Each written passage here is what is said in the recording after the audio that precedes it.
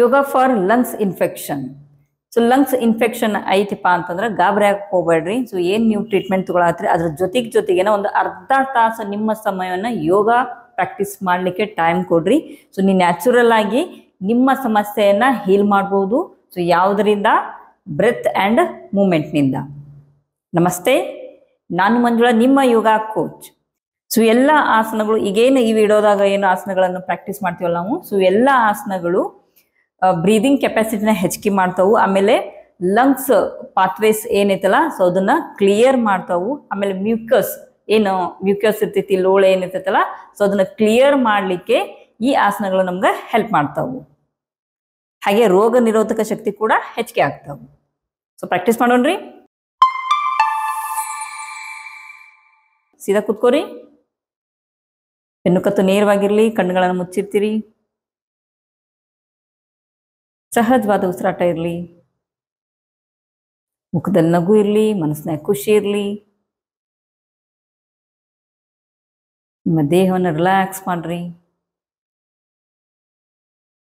ನಿಧಾನವಾಗಿ ಉಸಿರನ್ನು ತೆಗೆದುಕೊಡ್ರಿ. ಬ್ರೀದ್ in, breathe out. ನಿಧಾನವಾಗಿ ಉಸಿರನ್ನು ಹೊರಗೆ ಹಾಕ್ರಿ. ಬ್ರೀದ್ ಇನ್, ಬ್ರೀದ್ ಔಟ್. ರಿಲ್ಯಾಕ್ಸ್. ನಿಧಾನವಾಗಿ ಕಣ್ಣುಗಳನ್ನ ತೆರೀರಿ.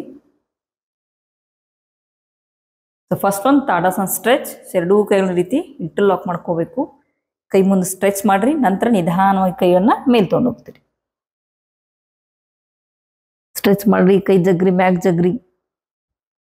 ಸೊ ನೆಕ್ಸ್ಟ್ ಇಲ್ಲಿಂದ ಬ್ರೀದ್ ಇನ್, ಬ್ರೀದ್ ಔಟ್ ಮಾಡ್ತಾ ಎರಡೂ ಕೈ ಏನೈತಲ್ಲ ನೆತ್ತಿ ಮೇಲೆ ಬರಬೇಕು.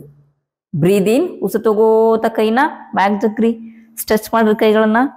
ಬ್ರೀದ್ ಔಟ್, ಕೈಗಳು ನೆತ್ತಿ ಮೇಲೆ ಬರಲಿ. ಬ್ರೀದ್ ಇನ್,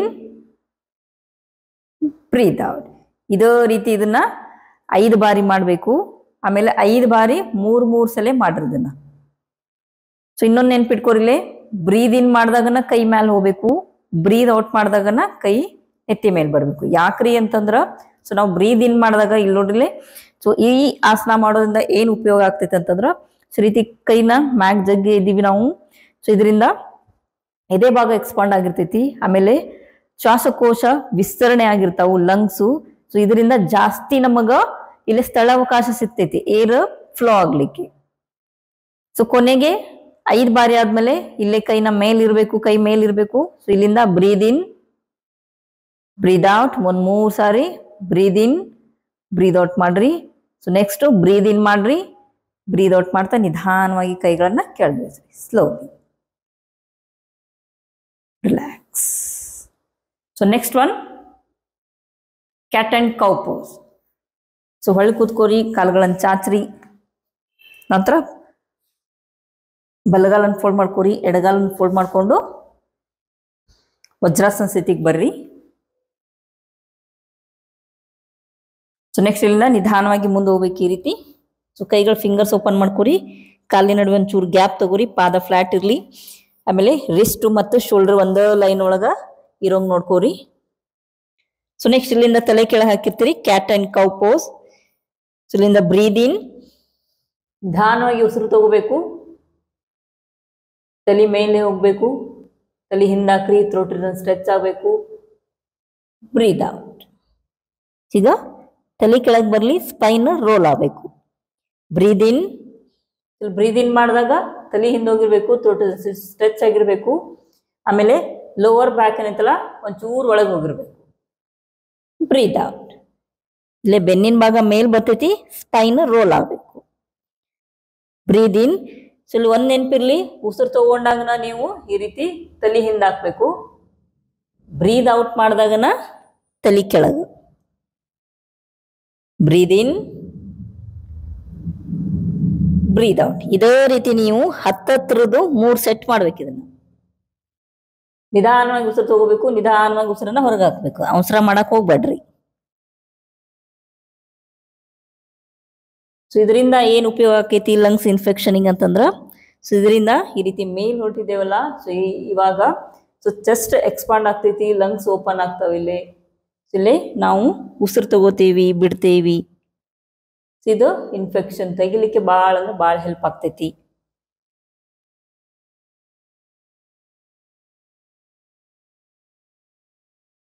ರಿಲ್ಯಾಕ್ಸ್. ಸೊ ನೆಕ್ಸ್ಟ್ ಇದು 10 ಬಾರಿ ಆದ್ಮೇಲೆ ನಡಕ್ ಗ್ಯಾಪ್ ತಗೋತೀರಿ. 10 ಅಥವಾ 15 ಕೌಂಟ್ ಮಾಡ್ತೀರಿ. ಸೊ ನೆಕ್ಸ್ಟ್ ಎರಡೂ ಕಾಲನ ಹಿಂದ ಪಾದಗಳನ್ನ ಕ್ಲೋಸ್ ಮಾಡ್ಕೊಂಡು ಸೊ ನೆಕ್ಸ್ಟ್ ಇಲ್ಲೇ ಚೈಲ್ಡ್ ಪೋಸ್ಟರ್ಗೆ ಬರ್ರಿ ಸ್ಲೋಲಿ ನಿಧಾನವಾಗಿ. ಸೊ ನಿಮಗೆ ಇಲ್ಲಿ ಎಷ್ಟು ಸಾಧ್ಯ ಆಕಿತ್ತು ಅಷ್ಟ ಮುಂದ್ಬಾಗ್ರಿ. ಸೊ ಇಷ್ಟು ಸಾಧ್ಯ ಆದ್ರೆ ಇಷ್ಟು ಮುಂದ್ಬಾಗ್ತೀರಿ ಅಥವಾ ಇಷ್ಟ ಆದ್ರೆ ಇಷ್ಟ. ನಿಮ್ಗೆ ಹೆಂಗ ಸಾಧ್ಯ ಆಕಿತ್ತು ಆ ರೀತಿ ಮುಂದ್ಬಾಗಿರ್ತೀರಿ. ರಿಲ್ಯಾಕ್ಸ್ ಮಾಡ್ರಿ. ಇಲ್ಲಿ ರಿಲ್ಯಾಕ್ಸ್ ಆದ್ಮೇಲೆ ಮತ್ತೆ ನೀವು 10 ಕೌಂಟ್ ಮಾಡಿದ್ರ ಮತ್ತೆ 10 ಕೌಂಟ್ ಅನ್ನ ಕ್ಯಾಟ್ ಕೌ ಪೋಸ್ ಮಾಡ್ಬೇಕು. 3 ಬಾರಿ ಮಾಡ್ಬೇಕು. ಪ್ರತಿ ಸಾರಿನೂ 10 ಅಥವಾ 15 ಕೌಂಟ್ ಆದ್ಮೇಲೆ ಈ ರೀತಿ ಚೈಲ್ಡ್ ಪೋಸ್ಟರ್ ರಿಲ್ಯಾಕ್ಸ್ ಆಗ್ರಿ. ಸೊ ಕೊನೆ ಬಾರಿಗೆ ವಾಪಸ್ ಬರ್ತೀರಿ. ತಲೆ ಮೇಲೆ ಎತ್ತಬೇಕು. ಬ್ರೀದ್ ಇನ್ ಮಾಡ್ತೀರಿ. ಬ್ರೀದ್ ಔಟ್ ಮಾಡ್ತಾ ನಿಧಾನವಾಗಿ ಕೈಗಳನ್ನ ಮೇಲ್ ತಗೋತಾ ಕೈ ಚಾಸ್ತಾ ಬರ್ರಿ. ವಾಪಸ್ ಕೈಗಳನ್ನ ತೊಡೆ ಮೇಲೆ ಇಟ್ಕೊರಿ. Relax. So next one Bhujangasan. So ಇದು ಹೊಟ್ಟೆ ಮೇಲೆ ಮಲಗಿ ಮಾಡುವಂತ ಆಸನ. ಸೊ ರೀತಿ ಮಲ್ಕೋತೀರಿ ಇಲ್ಲಿ ಹೊಟ್ಟೆ ಭಾಗದ ಮೇಲೆ.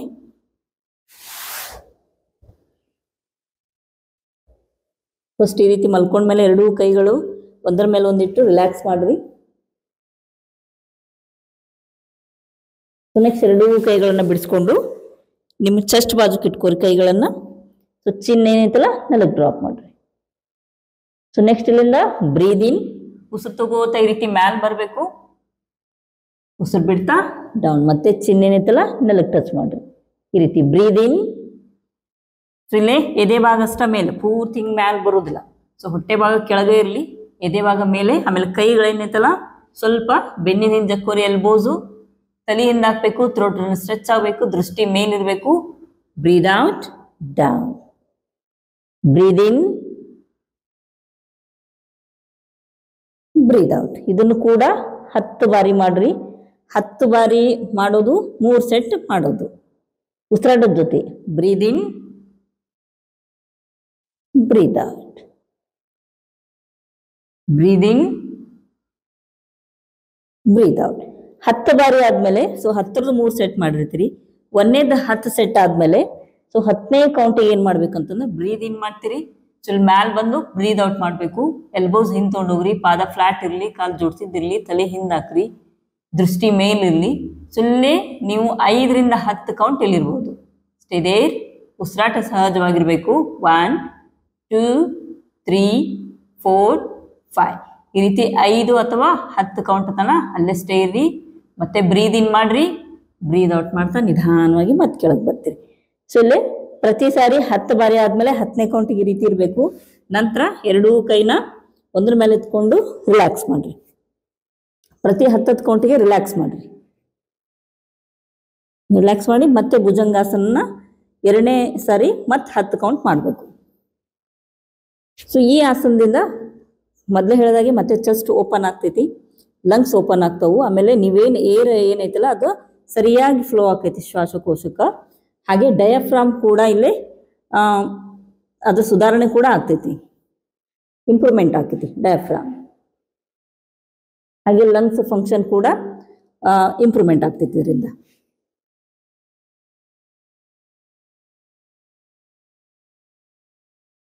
ಇಲ್ಲಿಂದ ನೀವು ಬೆನ್ನಿನ ಮೇಲೆ ಮಲ್ಕೋಬೇಕು. ಸೊ ನೆಕ್ಸ್ಟ್ ನಾವು ಬ್ರಿಡ್ಜ್ ಪೋಸ್ ಮಾಡತ್ತೀವಿ, ಸೇತು ಬಂದಾಸನ. ಸೊ ಇಲ್ಲಿಂದ ಒಳ್ಳೆ ಮಲ್ಕೋರಿ.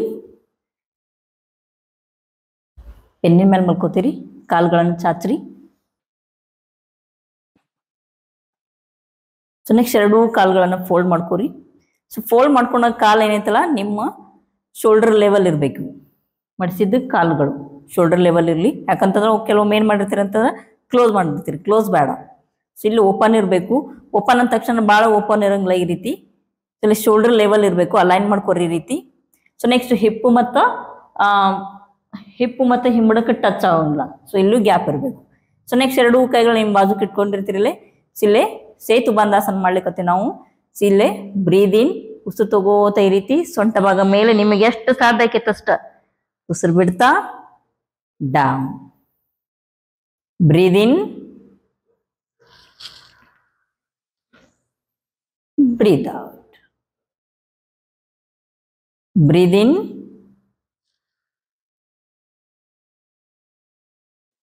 ಬ್ರೀದ್ ಔಟ್. ಈ ರೀತಿ ಇದನ್ನು ಕೂಡ 5 ಅಥವಾ 10 ಬಾರಿ ಮಾಡ್ಬೋದು ನೀವು.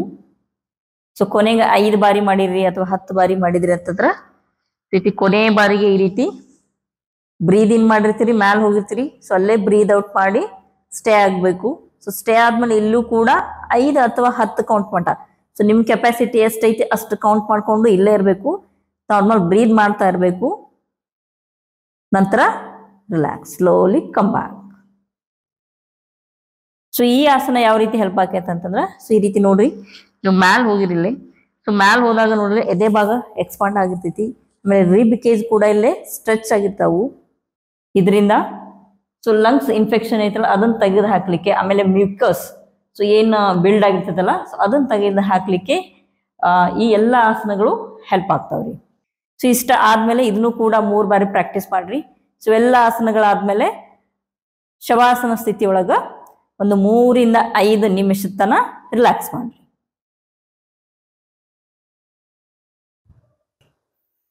ಎಲ್ಲ ಆಸನಗಳಾದ್ಮೇಲೆ ಶವಾಸನ ಸ್ಥಿತಿ ಒಳಗೆ ರಿಲ್ಯಾಕ್ಸ್ ಮಾಡ್ತೀರಿ. ಸೊ ಅಲ್ಲಿ 3 ರಿಂದ 5 ನಿಮಿಷ ರಿಲ್ಯಾಕ್ಸ್ ಆದ್ಮೇಲೆ ಎದ್ದೇಳ್ತೀರಿ.